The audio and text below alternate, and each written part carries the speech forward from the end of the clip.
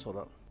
Padre querido, una vez más dirige nuestro estudio de tu palabra. Queremos comprender y sacar lecciones para nuestra experiencia diaria. En nombre de Jesús, amén. Vamos a hablar de la salvación. Mucha gente se pregunta, ¿salvarme de qué? Jesús va a salvarme de qué. Romanos capítulo 6, versículo 23 dice, porque la paga del pecado es muerte, mas la dádiva de Dios es vida eterna en Cristo Jesús, Señor nuestro. Porque la paga del pecado es muerte. Y Romanos 3, 23 dice otra verdad contundente. Dice así, por cuanto todos pecaron y están destituidos de la gloria de Dios. O sea, después del pecado de Adán y Eva, todos los que nacemos, ya nacemos pecadores. Para ser un pecador no es necesario practicar el pecado. Para ser un pecador basta nacer. Ya nacemos en situación de pecado. ¿Pero qué situación de pecado? Nacemos con una innata rebeldía contra Dios, con una tendencia desesperada para hacer el mal, para practicar el mal. Entonces, esa innata inclinación al mal es una innata inclinación a la destrucción. Porque el pecado puede parecer agradable, puede ser delicioso al instante, pero el único objetivo que el pecado tiene es destruir, destruir, destruir. Destruye todo lo que toca, destruye la vida de la persona, la vida espiritual, sus sueños, sus emociones, su mundo psicológico, destruye su vida física, la salud, los hijos, la vida financiera, la vida profesional. El diablo solo quiere destruir. Ahora, Cristo viene y nos ofrece la solución. Todos hemos pecado, dice la Biblia, por cuanto todos pecaron. No hay justo ni siquiera uno. Todos hemos pecado. Y como la paga del pecado es la muerte, pues todos estamos condenados a morir, solo que no queremos morir. Ahí venimos a Jesús y le decimos, Señor, yo no quiero morir. Y Jesús dice, mira hijo, si hubo pecado, tiene que haber muerte. Ahora, tú no quieres morir, muy bien, yo voy a morir en tu lugar. La vida que yo merezco porque no pequé te la voy a dar a ti para que tú vivas. Y la muerte que tú mereces porque pecaste la voy a pagar yo. Y eso es lo que sucedió en la cruz del Calvario. En realidad quien debería haber muerto en la cruz somos nosotros. Porque no hay justo ni siquiera uno. Todos hemos pecado. Pero el Señor Jesús nos ama tanto que ocupó nuestro lugar en la cruz y murió por nuestros pecados y ahora nos entrega la salvación. Y San Juan 3:16 dice, porque de tal manera amó Dios al mundo que ha dado a su Hijo unigénito para morir en nuestro lugar, para que todo aquel que en Él cree no se pierda, sino que tenga vida eterna. La única condición para aceptar el sacrificio de Cristo es creer. Si creemos, Él muere en nuestro lugar y nosotros estamos salvos de la muerte eterna. Usted acaba de explicar o resumir el plan de salvación. Pero ¿cuándo fue generado este plan de salvación? ¿Y por qué fue preparado este plan de salvación? Mira, aquí en Apocalipsis capítulo 13, versículo 8 dice así, y la adoraron todos los moradores de la tierra, cuyos nombres no estaban escritos en el libro de la vida del Cordero, que fue inmolado desde el principio del mundo, desde la fundación del mundo. Antes que el mundo existiese, ya había plan de salvación. ¿Por qué? Porque a Dios el pecado no lo agarró por sorpresa. A Dios el pecado no lo agarró así repentinamente y Él no supo qué hacer. Cuando Él creó al hombre, como Dios conoce todo, Él vio el futuro, sabía el riesgo que el hombre corría, pero ya había un programa de salvación. Cuando Adán y Eva pecaron en el jardín, Dios apareció. Ellos estaban ahí destruidos, desnudos, y Dios pone en práctica el plan de la salvación. Un cordero muere, y con ese cordero, con la sangre, con la piel de ese cordero, se resuelve la desnudez del hombre, el problema del pecado del hombre. Ese corderito simbolizaba el Cordero de Dios que un día moriría en la cruz del Calvario para resolver nuestro problema de pecado. Por lo tanto, el plan de la salvación es eterno. ¿Cuánto Dios? Mucho tiempo atrás. Es eterno. ¿Cuánto Dios? Dios siempre tuvo el plan de salvación con él. Ahora, pastor, si Jesús ya pagó el precio por mis pecados, por nuestros pecados en la cruz, ya está pagado, haga lo que yo haga, lleve la vida que yo lleve, Él ya pagó el precio. ¿Hasta qué punto yo tengo que tratar de seguir el camino correcto? Si haga lo que haga, Él ya pagó el precio. Y supuestamente, bueno, ya me redimió, ya me salvó. Sí, pero San Juan 3:16 dice, porque de tal manera amó Dios al mundo que ha dado a su Hijo unigénito. No dice para que todos sean salvos, dice para que todo aquel que en Él cree. O sea, yo puedo aceptar ese sacrificio o puedo rechazarlo. Exacto. La muerte de Cristo sirve para todos los que aceptan. Si tú no aceptas, infelizmente la muerte de Cristo no te sirve de nada. Quien va a morir por tus pecados eres tú. Ahora, si tú crees, si tú aceptas, ahí sí la muerte de Cristo sirve para pagar tu Dentro de ese deuda. plan de salvación, Jesús murió por la humanidad y también por cualquier otro ser que pudiera haber caído de los hijos de Dios, creado inclusive Satanás, los demonios. La Biblia no me dice eso, pero la Biblia me dice que ese plan de salvación sirve hoy día, me sirve a mí, para mí como pecador. Quien no cayó no necesita plan de salvación. ¿Para qué necesita? No cayó. Pero Ese Satanás plan cayó. serviría para el diablo, serviría si él aceptase. Viene ahí el asunto de que sirve Cristo haber muerto. Al diablo no le sirve porque él no acepta. La condición para que la gracia de Cristo sirva para mí es que yo tenga que aceptar. Ahora, pastor, ¿existe predestinación? Mira, tu pregunta tiene que ver con una pregunta que mucha gente se hace en la vida. Mucha gente me dice así, pastor, Dios sabe todo. Claro que sabe todo. Entonces, ¿Dios sabe si voy a salvarme? Claro que sabe. ¿Y si voy a perderme también Dios sabe? Claro que sabe, Dios sabe todo. Entonces ellos preguntan así, entonces si Dios sabe que me voy a perder, ¿para qué estoy queriendo salvarme? Ya me voy a perder. Y si Dios sabe que me voy a salvar, ¿para qué me preocupo? Me voy a salvar. Espera un poco. Dios sabe si te vas a salvar o si te vas a perder. Pero tu salvación o tu perdición no depende del preconocimiento de Dios. El hecho de que Dios sabe con anticipación no determina tu salvación o tu perdición. Tu salvación o tu perdición determina tu decisión. Si tú aceptas, vas a salvarte. Si tú rechazas, vas a perderte. Dios sabe eso, sabe. Pero el preconocimiento de Dios no determina, no sustituye tu decisión. Tu salvación o tu perdición no depende del hecho de que Dios conocía con anticipación. Depende de la decisión que tú hiciste. Por lo tanto, el preconocimiento de Dios no define nada.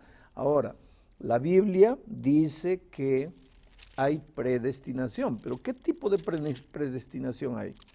En el capítulo 8 de Romanos, versículo 29 dice, porque a los que antes conoció también los predestinó para que fuesen hechos conforme a la imagen de su Hijo, para que Él sea el primogénito entre muchos hermanos.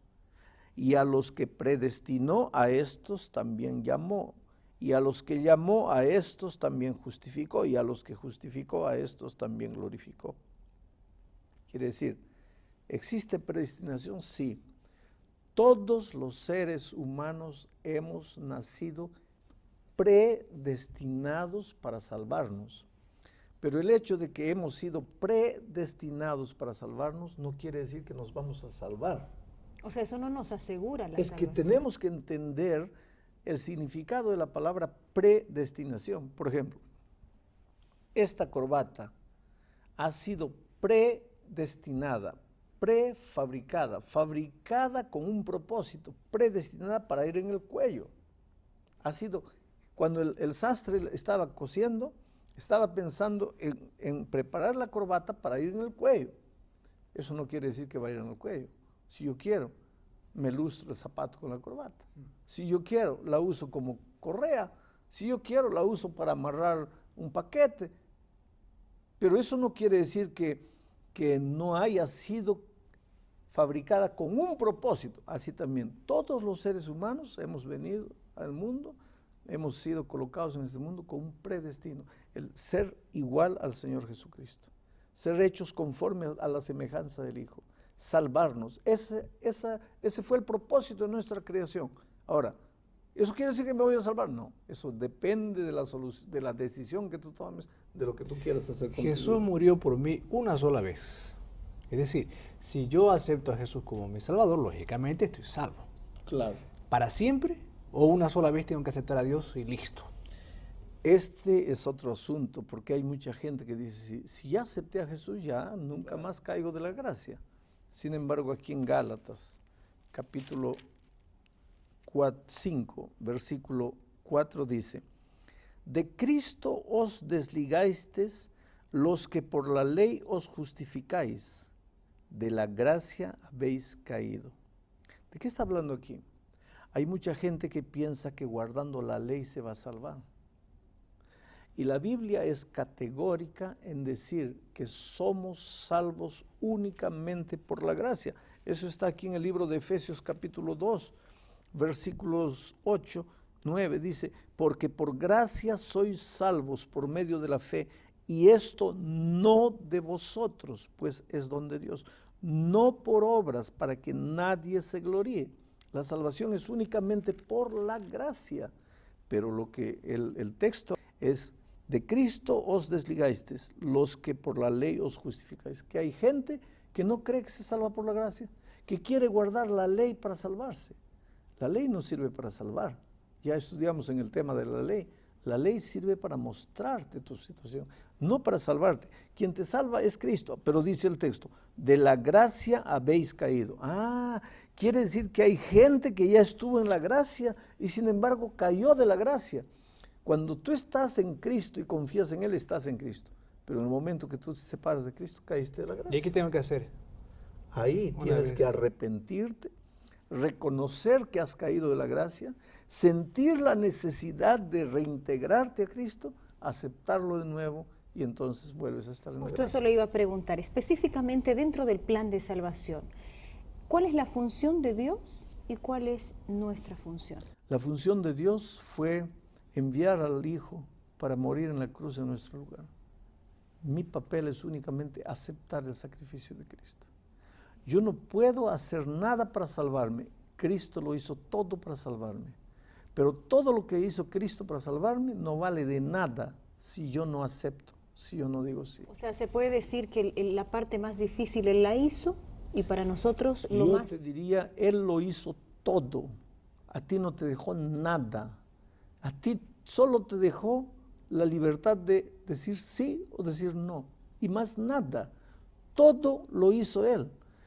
No pienses que te vas a salvar porque guardas el sábado, porque guardas la ley, porque vas a la iglesia, porque estudias la Biblia, porque devuelves el diezmo. No, eso no sirve para nada en materia de salvación.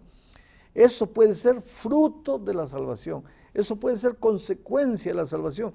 Inclusive aquí en Efesios, que ya leí en el versículo, se habla de las obras. Dice, porque por gracia sois salvos por medio de la fe.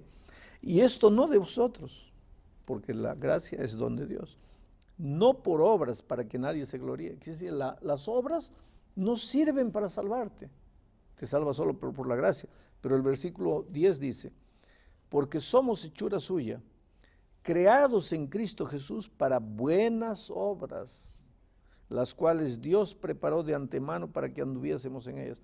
Las obras son el resultado de haber aceptado la gracia maravillosa. Ahora, ¿existe una iglesia verdadera a la cual yo debo acercarme para encontrar la salvación? ¿O yo puedo encontrar la salvación en cualquier iglesia o en cualquier religión incluso?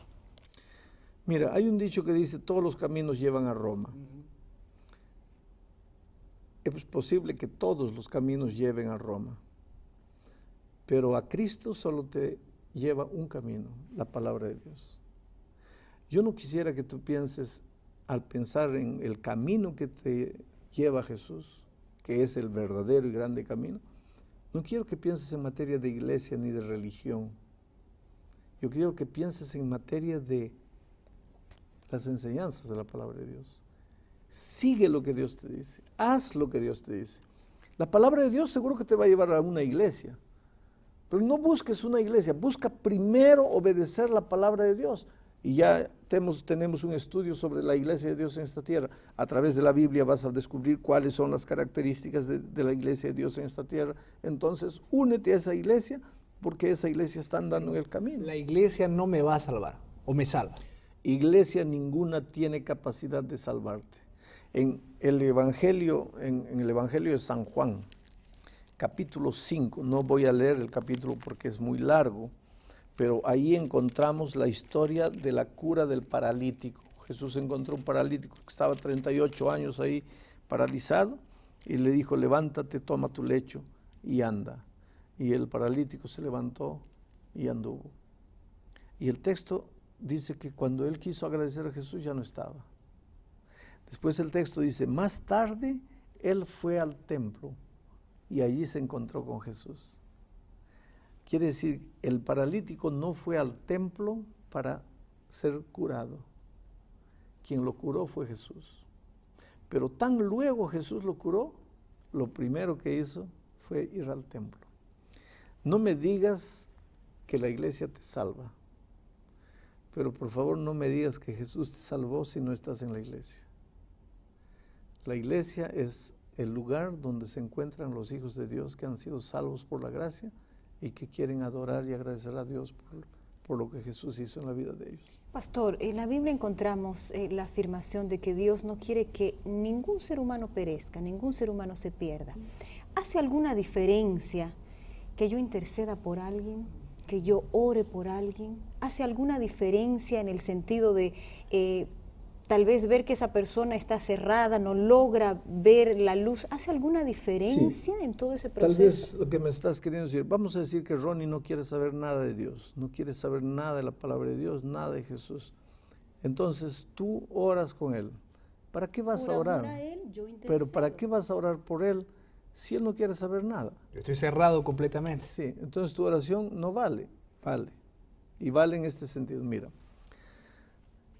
El Espíritu de Dios quiere que todos se salven. Sí. Entonces viene y trabaja en el corazón de Ronnie, y trabaja y trabaja. Si tú no oras, el Espíritu de Dios trabaja en el corazón de Ronnie, ahí el diablo aparece y le dice a Dios, Señor, espera un poco. Tú no dices que has creado al ser humano libre. Ronnie no quiere saber nada de ti. ¿Por qué tu espíritu lo está molestando? Déjalo tranquilo. No, él no es libre. Él no te pidió. ¿Por qué le estás molestando ahí si él no te pidió nada? Entonces, cuando tú oras en favor de él, y el diablo y el espíritu trabaja en el corazón de Ronnie, y el diablo dice, Dios, ¿por qué le estás molestando si él no te pidió? Tú le das un argumento a Dios. Porque Dios dice, está bien, yo no le estoy respondiendo a Ronnie, porque Ronnie nada me pidió. Pero le estoy respondiendo a Carola. Ella me pidió que trabaje en el corazón de Ronnie. Entonces, atendiendo al pedido de mi hija, estoy trabajando en el corazón de él. ¿Te das cuenta que nuestra oración intercesoria le da un argumento a Dios para continuar trabajando en el corazón aún de los más rebeldes? Una persona que ha sido mala toda su vida, una persona que públicamente ha despreciado a la iglesia, que se burla de la Biblia, en fin, que se burla de Jesús, una persona realmente dura, mala. ¿Sabes que algún día puede salvarse? El ladrón en la cruz. En el último minuto de su vida, el hombre malo que había robado, había matado, había hecho miseria, en el último momento de la vida encontró a Jesús. ¿Y su vida, su pasado? Entonces, ¿para qué Jesús murió? Murió Jesús para pagar el precio de nuestros pecados pasados. En el momento que aceptamos a Jesús, ya nuestra vida queda limpia, porque ahora quien muere por lo que merecemos morir, por nuestros pecados, es Cristo. Y nosotros recibimos la vida que no merecíamos. Terminó el tiempo. Oh querido, no importa quién eres, cómo vives, dónde estás, a dónde te fuiste, cuán bajo caíste, hay esperanza. Jesús te ama. Tú eres la cosa más linda que Él tiene. Aunque el diablo te diga que para ti no hay perdón, yo te digo en el nombre de Dios, sí, hay perdón para ti, hay oportunidades para ti.